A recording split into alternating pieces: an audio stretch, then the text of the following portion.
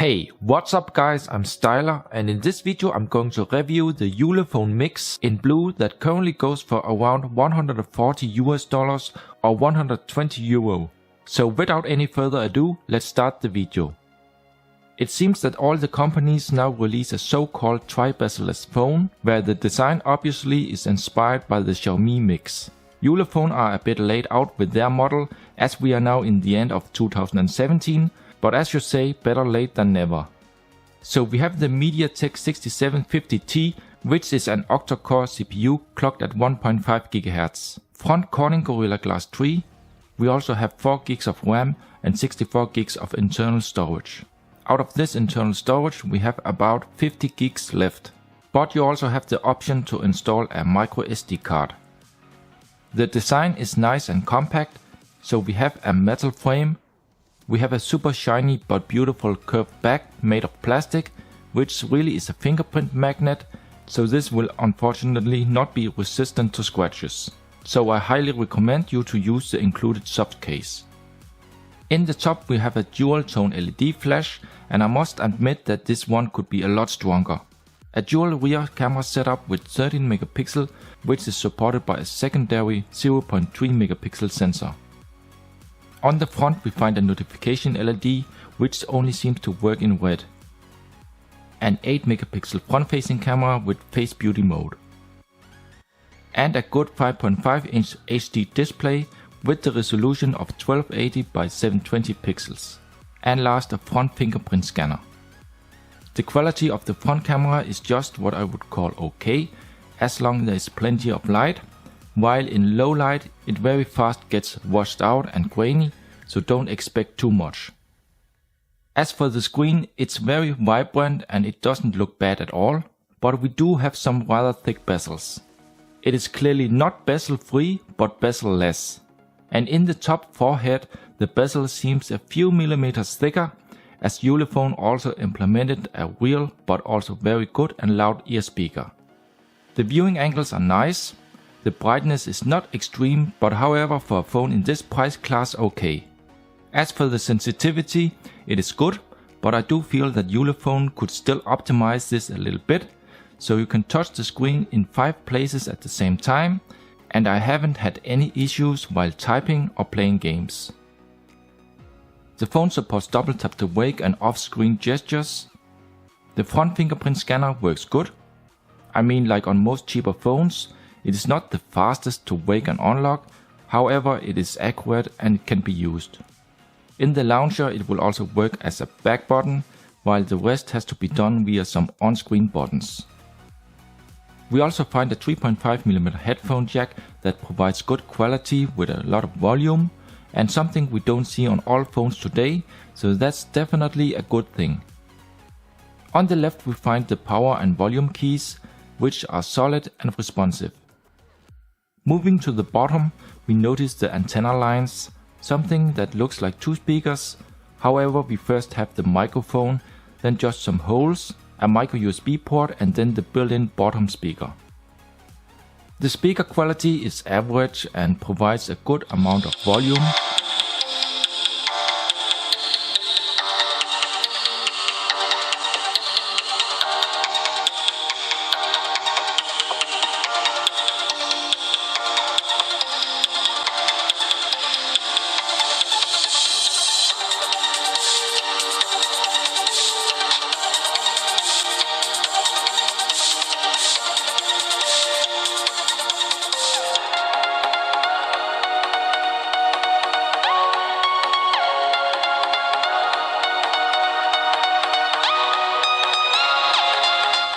As for the micro USB port, it supports USB on the go.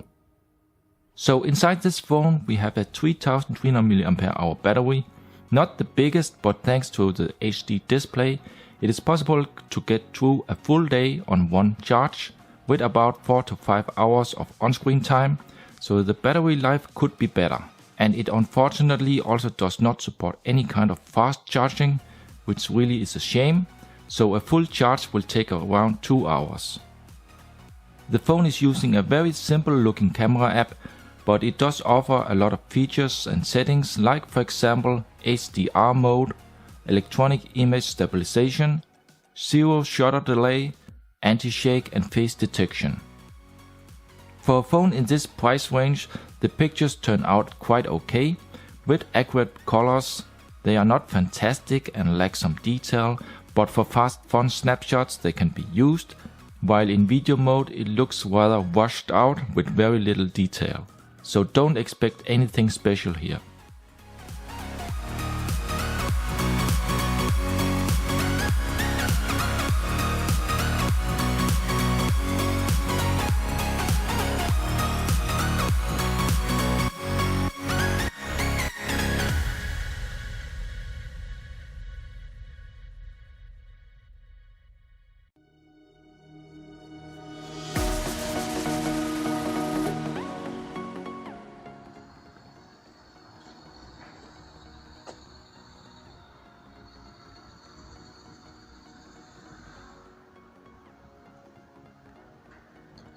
Hello, this is the test.